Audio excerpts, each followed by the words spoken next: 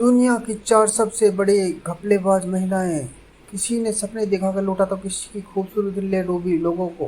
बात अगर घोटालेबाजों की करे तो हर्षद मेहता, नीरव मोदी, विजय माल्या जैसे तमाम लोगों का जिक्र होता ही है। लेकिन ऐसे बहुत ही कम मामले होते हैं जब किसी महिला के फ्रॉड करने की बातें सामने आती हैं। इन दिनों चित्रा रामकृष्ण के फ्रॉड की भी बहुत बातें हो रही हैं, जिसके चलते उन्होंने 4 लाख करोड़ के नेशनल स्टॉक एक्सचेंज यानी एनएसई को मनमाने तरीके से चलाया, वो भी हिमालय के एक योगी के इशारों पर। अगर बात घोटालों की जाती है तो सबसे पहले आंखों के सामने किसी आदमी का ही चेहरा उभरता है।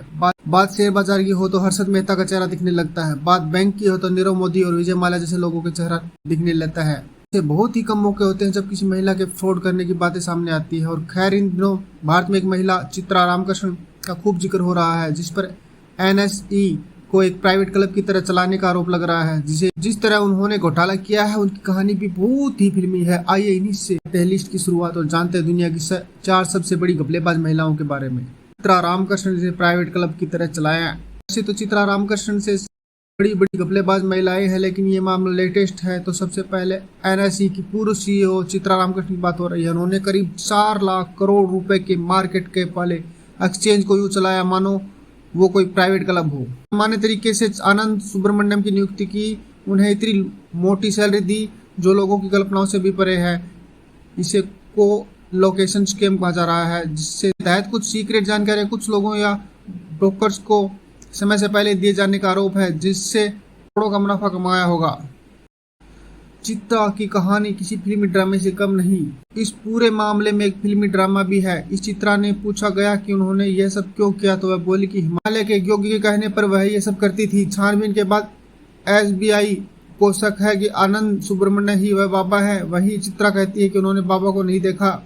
सवाल ये उठता है कि एक पढ़ी लिखी उच्च कद पर बैठी महिला ऐसे फालतू की बातें कैसे कर सकती है कि वह किसी योगी बाबा के इशारे पर एनएसई को चला रही है, जिससे वह कभी मिली भी नहीं। चित्रा बताती है कि वह करीब 20 सालों से ये इस रहस्यमयी बाबा के इशारों पर काम कर रही है। ऐसे से चित्रा के सहयोगियों पर भी सवाल खड़ा होता है कि उन्हें इतने सालों में किसी भी गड़बड़ी का पता कैसे नहीं चला। खैर, जांच हो रही है। हर दिन हर नए खुलासे हो रहे हैं। ये भी पता चला है कि चित्रा रामकृष्ण ने टैक्स हेवन देशों का भी दौरा किया है। एलिजाबेथ होम्स की खून चेक करने वाली मशीन।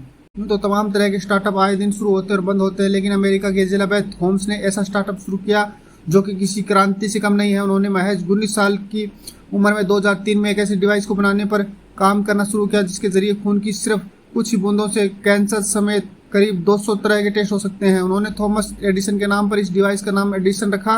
वह कहती है कि जैसे थॉमस एडिसन कई बार फेल होने के बाद सफल हुए, वैसे एडिसन डिवाइस भी कई बार फेल होने के बाद सफल हुई है। उन्होंने सिलिकॉन वैली में एक कंपनी शुरू की जिसका नाम था थेरानोस। देखते ही देखते इसका वैल्यूएशन 2014 तक $9 अरब हो गया। जब भी वह इस डिवाइस से अपने आइडिया के बारे में किसी साइंटिस्ट या प्रोफेसर को बताती तो इन पर कोई यकीन नहीं करता, कहता कि यह नामुमकिन है। स्टीव जॉब से होती थी तुलना, लेकिन किया 68,000 करोड़ का फ्रॉड। एलिजाबेथ होम्स को तो लोग आज के दौर का स्टीव जॉब्स करने लगे हैं। वह स्टीव जॉब्स की तरह ही कपड़े ही पहनती थी और उन्हीं की तरह बिना लाइसेंस प्लेट की काली गाड़ी में चलती थी। उनके बातों से निवेशक कितनी जल्दी आकर्षित होते थे, इनका अंदाजा तो इसी बात से लगाया जाता है कि उसकी कंपनी में रूपर्ट मुर्डॉक और केल के संस्थापक लेरी एलिसन, वॉलमार्ट के वोल्टन परिवार जैसे निवेशक शामिल थे। उन्हें फोर्ब्स ने अरबपतियों की लिस्ट में शामिल किया और फॉर्च्यून मैगजीन ने भी उस लिस्ट में जगह दी। धोखे की नींव पर बना ये रेत का महल 2015 में ढेर हो गया, जब वॉल स्ट्रीट जर्नल के एक पत्रकार ने एलिजाबेथ के इनोवेशन को फर्जी बता दिया। जब जांच हुई तो पता चला कि एडिसन पर सिर्फ कुछ ही टेस्ट करती थी और उनकी एक्यूरेसी भी बहुत कम होती थी। अधिकतर टेस्ट तो दूसरी मशीनों से होते थे और एक झटके में $9 अरब यानी करीब 68,000 करोड़ रुपए के वैल्यूएशन वाली उनकी कंपनी थेरानोस की वैल्यू 0 हो गई। एलिजाबेथ पर धोखाधड़ी का आरोप लगा। रुजा इग्नातोवा के दिमाग के ऊपर था वन क्राइम फ्रॉड। दुनिया का सबसे बड़ा क्रिप्टो फ्रॉड बुल्गारिया के रहने वाली एक खूबसूरत लड़की रुजा इग्नातोवा ने किया था।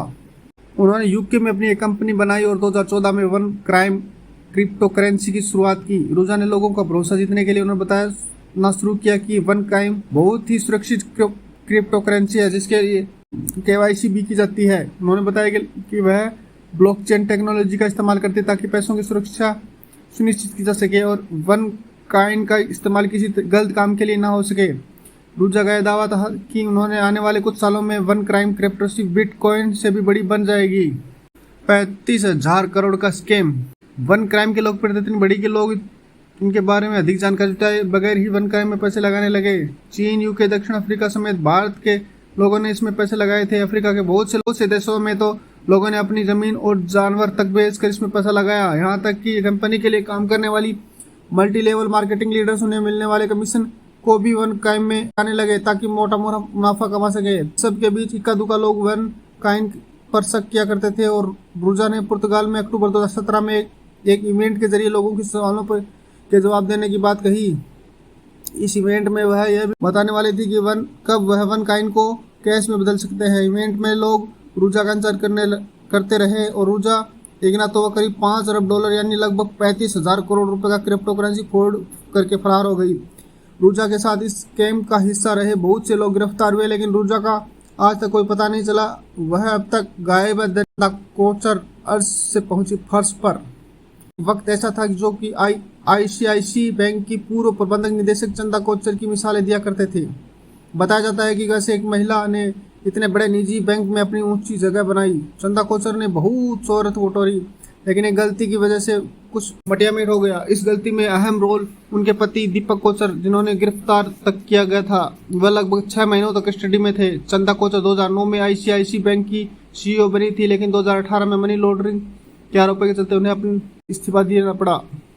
क्या था मामला जिसे फंसी चंदा कोचर?